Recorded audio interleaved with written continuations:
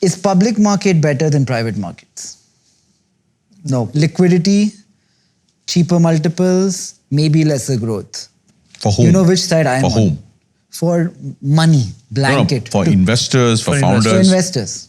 Privates. Because that's where innovation is. Okay. If I were to start a company today, let's say I am making something that we spoke about. We spoke about a drone company. Should I be a LLP, a partnership, or a private limited company? Pick one. Why? I think Keep it simple. Private limited. You want to keep all options open in terms of taking additional capital, and it's higher taxation if it were to be profitable. No, but the thing is, there's no other option. If you want to raise capital, it has to be private limited. One is that, and second, I mean, look. If we have to raise capital, best to be private limited. Yeah. If you ever intend to raise capital, I think that's not a insight which is easily available. I think in lifestyle businesses which are oriented towards partnership or service revenue of one kind, then it makes a lot more sense to have an LLP or a proprietorship or whatever, because you intend to take the profits, into your own pocket and then pay taxes. But in every other sense, when you have a secondary shareholder, you have to be private limited. Okay. Is the 220 model skewed? Does it misalign interest from stakeholder to venture capital guys? And is the 7-year tenure or the 10-year tenure too low? Answer it. I think the 10-year tenure is, for early stage VC, is a necessity. And in markets like ours, I think it's more like 10+2 or 10+3. It is not as easy for a venture capital guy to make money as most people assume. Absolutely. You have to return significant value before you can start charging money. The entrepreneurs who win for us make multiples and multiples of the money we make and make it much faster than we make it. So ours is a patience game where you have to still average out all your winners to see actually meaningful money, and comes right at the end. Okay. I had just one question. So in the US, I was reading this article which said, over the last decade, the benchmark, NASDAQ, has outperformed the VC benchmark, right? So in a world like that, where you can actually buy an ETF for almost zero cost, do you think there'll be pressure on this 220 in the future? I mean, forget India. I'm just talking in the global, in the US context. So without getting to specifics, I think there are occasionally some funds who can charge even more than that. Correct. And it comes only because there's repeated evidence of success and of beating those benchmarks. Right. And that is a entitlement of the top quartile of the venture industry. The top performing funds have outperformed the NASDAQ. Yeah, by a mile. Right, so I think it's a top quartile syndrome. Everybody else, you have to give a chance for them to try. So you can't suddenly give them a lower price and a lower cost structure and say, beat Sequoia or Accel. How will they beat them? Right? Yeah. So the starting point, sadly, is that, and LP can choose not to participate in that new fund. But I think less than that, you can't function. Unless you have jumbo-sized funds and you're just making too much fee. What about SPACs? How have the SPACs done?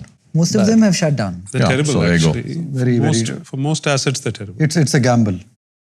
Would anyone like to define SPAC in one sentence? Special purpose acquisition company, usually where there's enough people willing to give an equivalent of a venture manager the ability to go and identify one or more assets. Bringing down the time taken. And do a roll-up, right?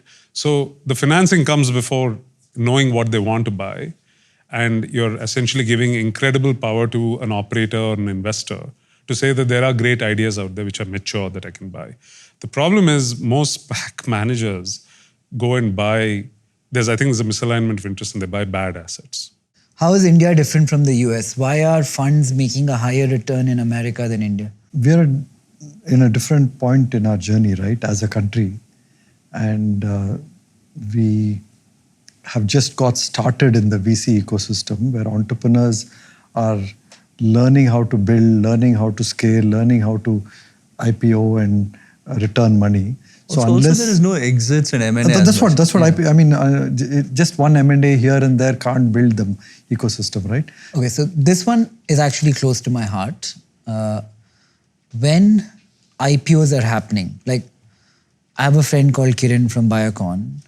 She was telling me about her IPO when it happened, how it exponentially helped grow her business at a time when access to capital for her was only the IPO route at that scale. Why are all VC funded companies of today not raising primary capital but doing OFS and giving exits and secondary capital to previous investors and thus dumping overpriced stuff onto unsuspecting retail investors like me? So I agree with Nithin on this. I didn't know you share the same view publicly.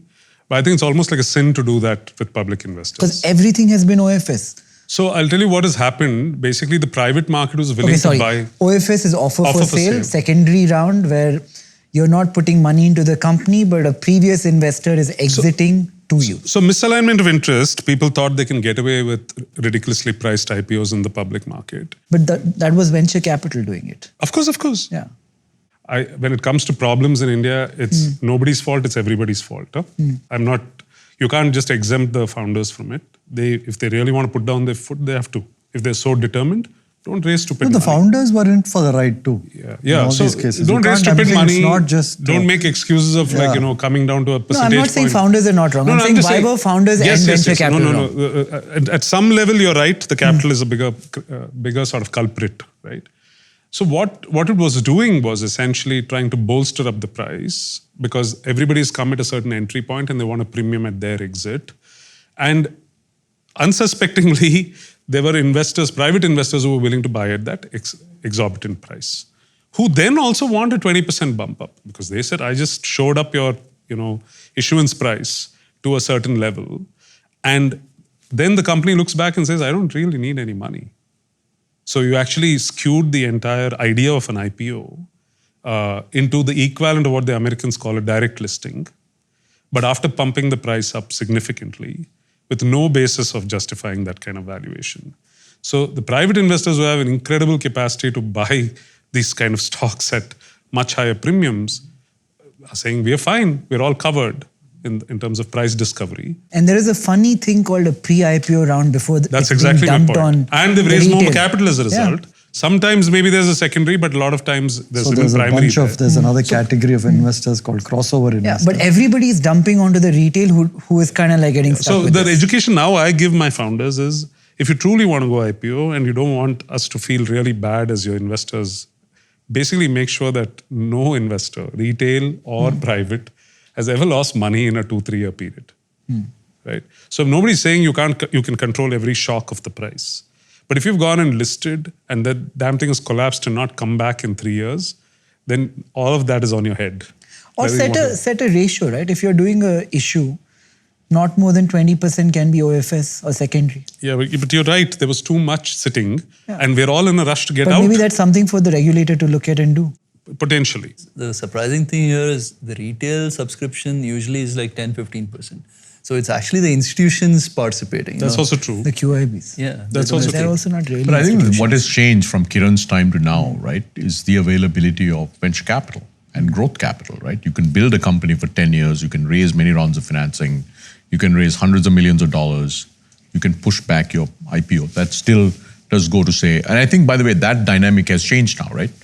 I think 2021, after 2021, I think if you look at IdeaForge and all the upcoming IPOs, at least our sense is they will be priced much more appropriately. The OFS, the secondary component of an issue, if it is capped, will probably be better for the ecosystem in the long run.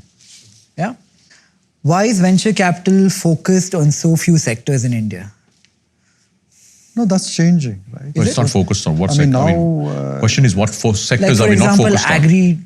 Agriculture gets very little venture capital. No, agriculture is actually, there are 1,000 agri-tech startups. But relatively as a corpus of the overall because money. I think, you see, it's always a question of supply of entrepreneurs who have an intention to work in that space and who relate to that space and, like I said, who want to go tap into that opportunity.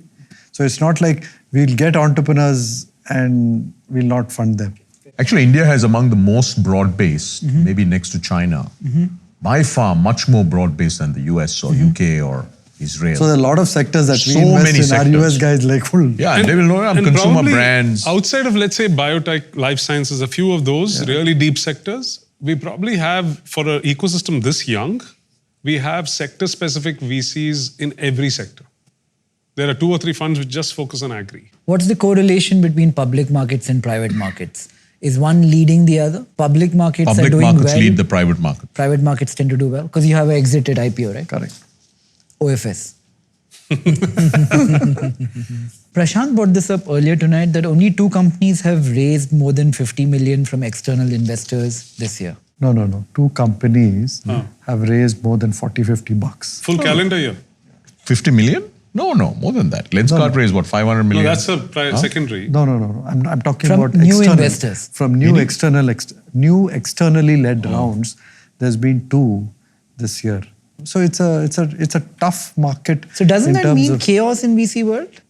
Like No, I nothing mean, is This happening. is the best time because you know what's happening is, Clean up and stability. no, not only that, companies are focused on what they should be, which is that's to what get I meant. profitable. Do you think India-focused funds are much larger than they should be? Like, for example, if Prashanth were to only have $100 million to allocate to India, would you perform significantly better?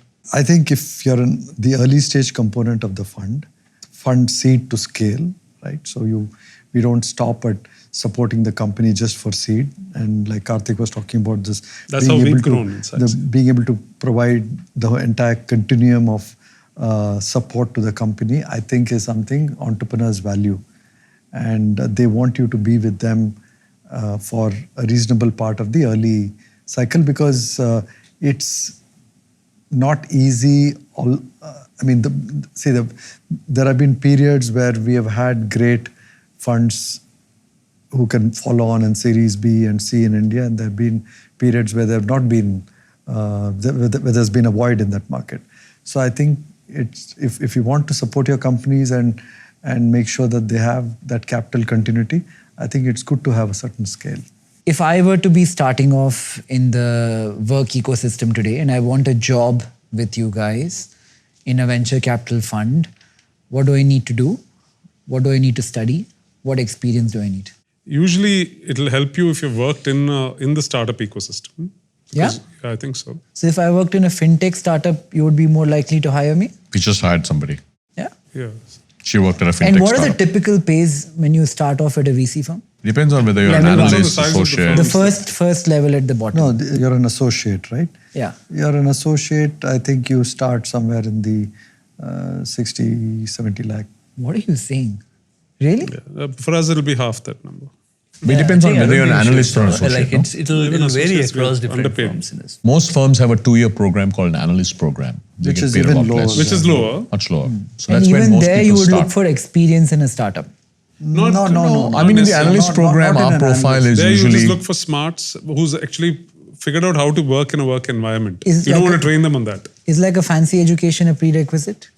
But do most people who enter your we look companies at have some it? They tend to experience have in consulting. See, I think Consulting. Nikhil analyst does- program usually 2 years of consulting. And if they worked in a startup for a year or 2, that's a huge boost. The sad part is the quality of applicants because it's such a small cottage industry. You get such high quality, it's difficult to ignore. And try and catch a maverick in that crowd of 200 is tough. That's the number you get per application. Hi, I'm Nikhil Kamath. I'd love to know what you thought of the episode.